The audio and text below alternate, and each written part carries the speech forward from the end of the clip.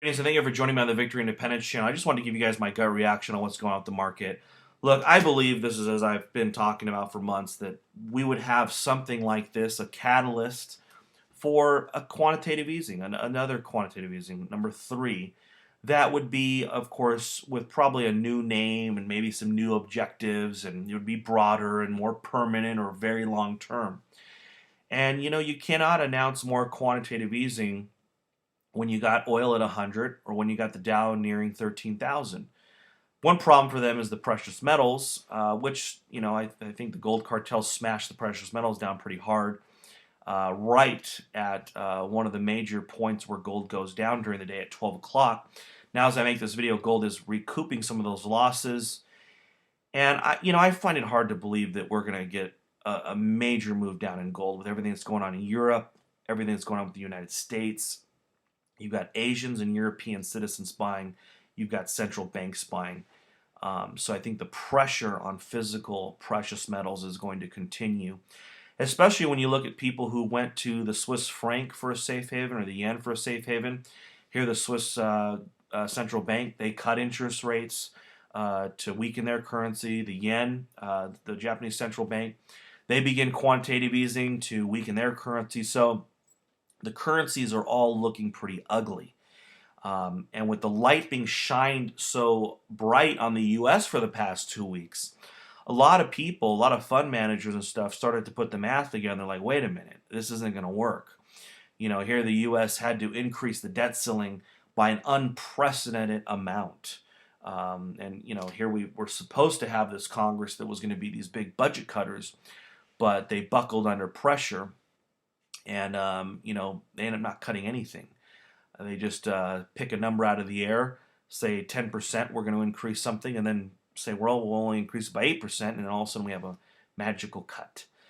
I think because they based everything off of revenues from a GDP growth that would be around 4% in 2011 and 2012, over 4%, and GDP growth is right now 1%, and we're heading towards negative, I think the debt ceiling will be hit sooner than they think. I was watching Peter Schiff yesterday or the day before. He was on, I think, Fox Business, and he had brought up that Obama may be dealing with this whole debt situation right before the election.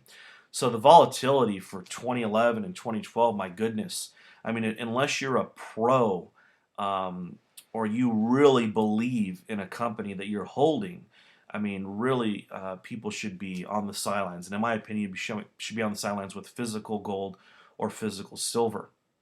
Now, Ken Rogoff, not sure if I'm pronouncing his name, he's a Keynesian economist, former IMF economist, and now he's a Harvard economist. He's out there making the rounds in the media saying that inflation is the cure. Now, he's saying this publicly, but the reason I mention it is because privately, I really have no doubt that this is what Bernanke believes as well, that inflation is the cure. So this whole, the S&P going down, the Dow going down, you know, the fundamentals when you look at the economy, when you look at unprecedented 45 million people on food stamps, the real unemployment rate, the fundamentals to drive stocks higher just aren't there. Now, am I shorting them in a big way? No. In fact, I do have some small positions with puts on a few specific companies, but I probably will sell them tomorrow or Monday or Tuesday because I just don't trust the thing. It's not like, oh yeah, look, let's put all the math together and the stock market should fall or a stock should go up. It doesn't matter what the fundamentals are. Look, Bernanke does a speech and he'll probably do a speech next week. And I know they have their FOMC meeting on August 9th. So, Bernanke talks and the market could go up 100, could go down 100.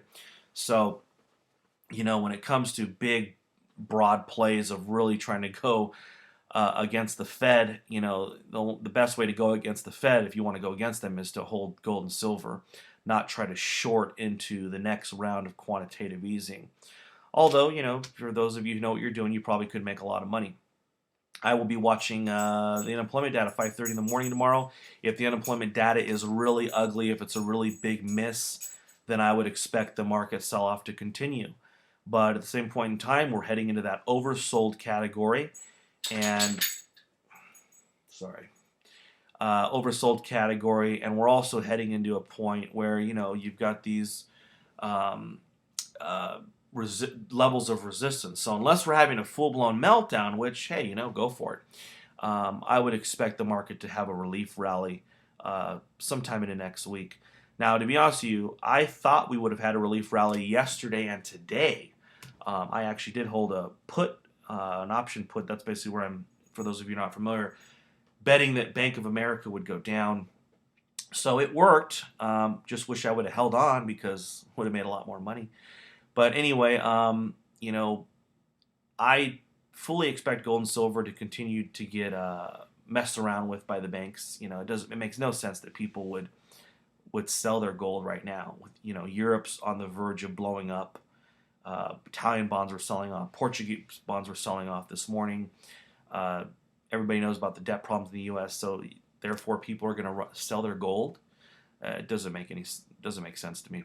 So I will continue to purchase more gold, purchase more silver.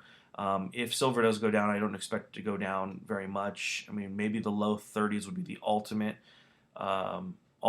low for silver. If silver went to the low, I might sell all my. If silver went to the low 30s, I would probably sell all my gold, and I'd probably buy 100% silver. So, but I do not anticipate that happening. But looking at short-term predictions and central bank planning, really, again, this is just my gut. And for the past 2 weeks, my gut has been correct. For the past several months, as far as knowing that quantitative easing was around the corner, I think I'm going to be right. We'll see.